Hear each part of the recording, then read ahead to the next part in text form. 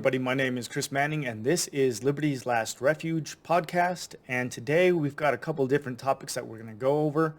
The first thing we're going to go over is I was looking at the immigration numbers, and something that kind of stood out to me was the increase in the number of terrorist data set hits happening in between ports of entry.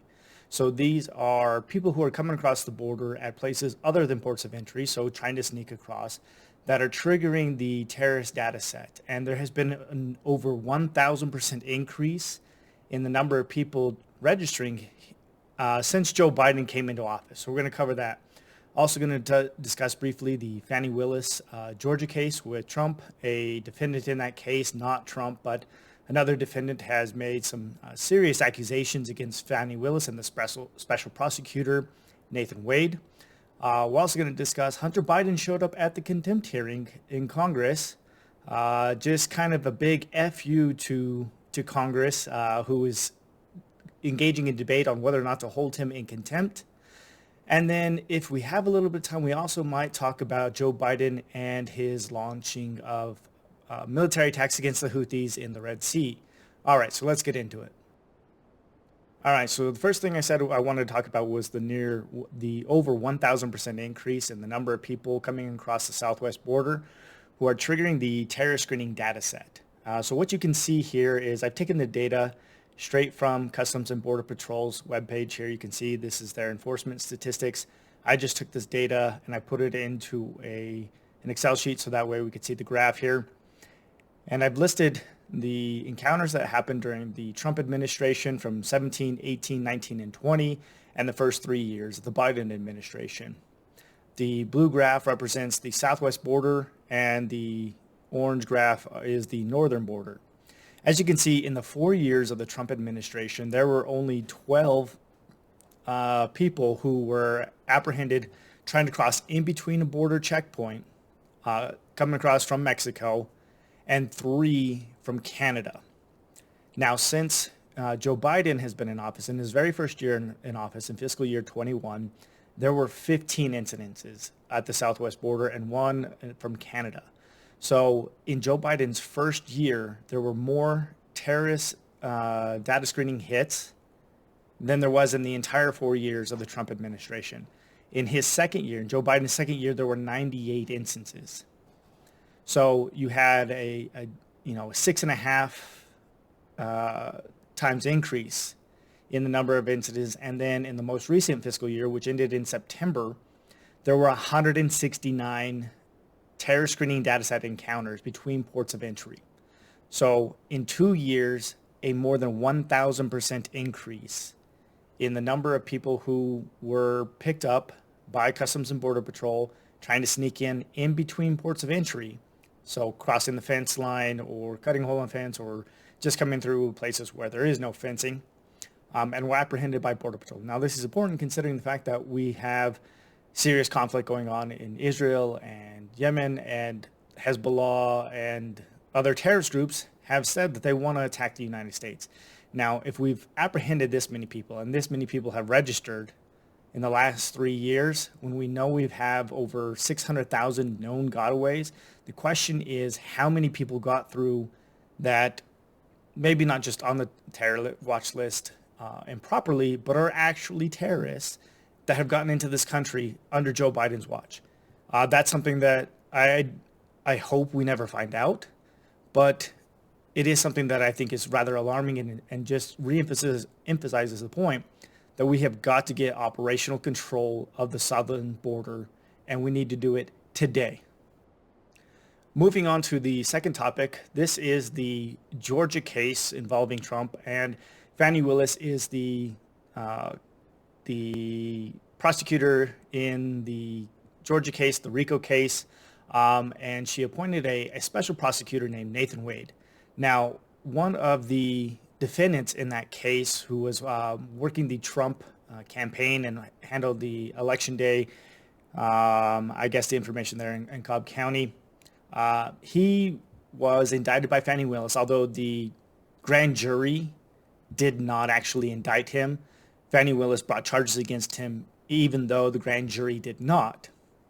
Now, the individual that she appointed, Nathan Wade, as the special prosecutor to handle this case, has now been alleged to be her romantic partner. And this obviously raises several ethical issues, especially considering the fact that the money that Fani Willis has been paying him, the taxpayer money that she has appropriated, has been used to take her on vacations to Napa, to the Caribbean, to Florida. And so this is an issue which is possibly raising up a case against her to get her and Nathan Wade removed. Now, some in the Trump orbit are saying that this is going to get the entire case dismissed. I don't know if that is actually going to happen. I don't know if they'll go that far. It does put it at least make it a question as something that could happen. Now, as we read through the Atlanta Journal-Constitution actually broke this earlier this week, and this public filing comes from actually got broke because of the divorce proceedings of Nathan Wade. Now, the divorce proceedings are still under seal, so we don't have actual proof of what is being alleged by the defendant's attorney. But reading through it, we do see some serious concern. Now, Fani Willis, if these accusations are true, is facing even not only just disbarment from the Georgia State Bar, but also could be charged federally for what's called honest services fraud. And this is where government officials enter into a contract with the contractor, in this case Nathan Wade, who is alleged to be her boyfriend, and they then benefit from those contract and the taxpayer dollars. So what this is saying is basically Fani Willis has been paying Nathan Wade taxpayer money, and then she is benefiting by Nathan Wade using those monies to take her to Napa, to take her to Florida, to take her on a cruise in the Caribbean. And so that's where the honest services fraud possibly shows up. Now, Stephen Gillers, who is a professor emeritus at New York University, he also writes several books on legal ethics, has stated that Willis, if the allegations are true, Willis was conflicted in the investigation and prosecution of this case and wasn't able to bring the sort of independent professional judgment her position requires. That does not mean her decisions were in fact improperly motivated. It does mean that the public and the state and her client could not have had the confidence in the judgment, independent judgment, that her position required her to exercise. So this is something to look forward in the future. I'm sure we'll get more information in the next month or so. I don't believe it's going to be a death knell for the entire case, but it is something to watch, and we'll see. Trump may end up getting out of the Georgia RICO case purely because of the incompetency and the illegal behavior of Fani Willis. All right, so the House Judiciary Committee was holding a meeting, having a debate on whether or not to hold Hunter Biden in contempt for not showing up for his deposition. And while the committee was having this debate, none other than Hunter Biden himself showed up to Congress. Now, this is the second time that Hunter Biden has thumbed his nose at Congress and the Judiciary Committee. As you know, last month, he failed to show for the deposition that he was scheduled to, and instead having a press conference with none other than Eric Swalwell at his side, one of the most unethical, disgusting people to be in Congress. That would be Swalwell. I would love nothing more than see that guy thrown out, but unfortunately, the voters of California seem to like the guy.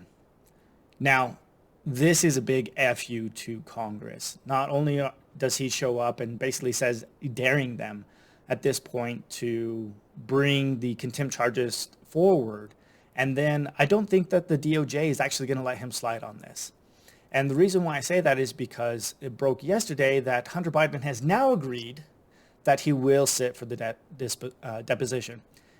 Now, what I think that signals is the DOJ told Hunter Biden, basically in no uncertain terms, that unless you sit for this deposition, we will go ahead and follow through and bring charges against you. Now, he also had to be in court the other day for his tax case, where he is indicted, I believe, for 9 separate accounts. He pled not guilty in that case. All right, so that's going to do it for today's episode. I hope that you guys all enjoyed.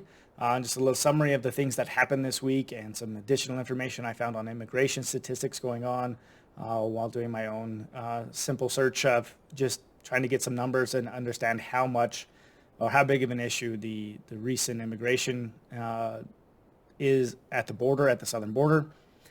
If you liked this episode, I would ask that you please go ahead and hit that like button, hit that share button, subscribe, post this on your social media. If you enjoyed it, I appreciate all of you who watched this. Once again, my name is Chris Manning, and this is the Liberty's Last Refuge podcast. Have a great day.